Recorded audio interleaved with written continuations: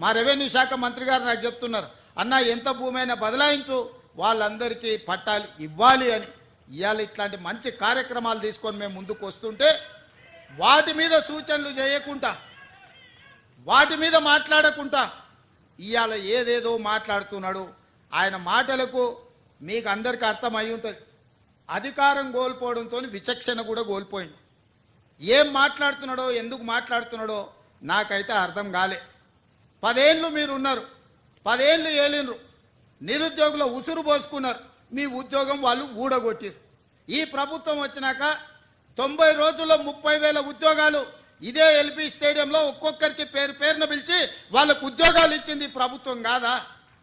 మరో 30-35,000 ఉద్యోగాలు ఈ డిసెంబర్ లోపల ఇవ్వాలని నిన్నగాక మొన్న 11,062 మంది టీచర్ ఉద్యోగాల ఫలితాలు ప్రకటించి రేపు 9 తారీఖు నాడు అదే ఎల్బీ స్టేడియంలో పేదలకు విద్య చెప్పే ఈ రోజు టీచర్ల నియామకాలు ప్రభుత్వం చేపట్టబోతుంది. అదేవిధంగా వైద్య రంగంలో వేలాది మంది పోస్టుల పారామెడికల్ సిబ్బందిని మన ప్రభుత్వం వచ్చినాక నియమించింది. ఇవాళ ఒక్కొక్క సమస్యను పరిష్కరించుకుంటూ, హైదరాబాద్లో ట్రాఫిక్ సమస్యను పరిష్కరించుకుంటూ, హైదరాబాద్కు వచ్చిన వరదల్ని పరిష్కరించుకుంటూ, హైదరాబాద్ కూరుకుపోతున్న బురదలో నుంచి నగరాన్ని కాపాడాలని ఒక మంచి ఆలోచనతోని ముందుకు వస్తే దాని మీద కూడా బురద జల్లుకుంటూ తిరుగుతున్నారు బామర్దులు. నేను అంటున్న కిరాయి మనుషులతో మీరు చేసే హడావిడి తెలంగాణ సమాజం నిశ్చితంగా గమనిస్తుంది. ఇవాళ పేదలకు అన్యాయమైందని ఏడుస్తున్నారు కదా. ఈ తెలంగాణ రాష్ట్రాన్ని దోసుకున్న నిధులు మీ పార్టీ ఖాతాలో 1,500 కోట్లు ఉన్నాయి. ఒక 500 కోట్లు తీసి ఆ మూసీలో మునిగిపోయిన వాళ్ళకి పంచిపెట్టండి. మీకు అధికారంలోకి రాకంటే ముందు తొడుక్కోవడానికి చెప్పులు కూడా లేవు కదా. ఈరోజు 1,500 కోట్ల రూపాయలు మీ పార్టీ ఖాతాలో ఉన్నాయి. అది ఎవరి సొమ్ము? తెలంగాణ ప్రజల సొమ్ము కాదా?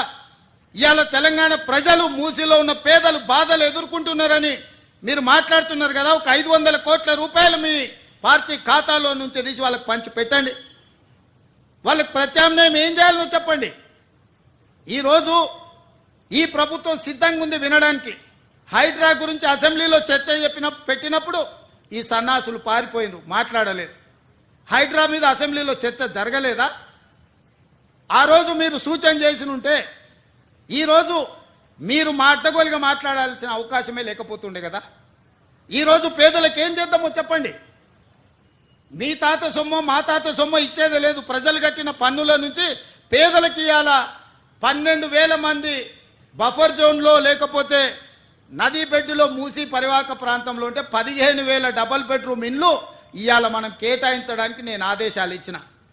మూసి మురికిలో దోమలతోని కలుషితమైన నీళ్లతోని అక్కడ బతకలేని శవాలుగా జీవోత్సవాలుగా ఉన్న పేదవాళ్లకు ఆత్మగౌరవంతో బ్రతకడానికి ఇల్లు ఇచ్చి ఇంటి ఖర్చులకు 25,000 ఇచ్చి మా అధికారులు అక్కడ ఉండి వాళ్ళని ఇంటి దగ్గర దిగబెడుతుంటే అభినందించాల్సింది పోయి అన్యాయంగా మాట్లాడుతున్నారు. డబుల్ బెడ్రూమ్ ఇల్లు కంటే ప్రత్యామ్నాయం ఏముందో చెప్పండి. పంచుదాం, ఇది ప్రజల సొమ్ము, మేము సిద్ధంగా ఉన్నాం బాధ్యత తీసుకోవడానికి.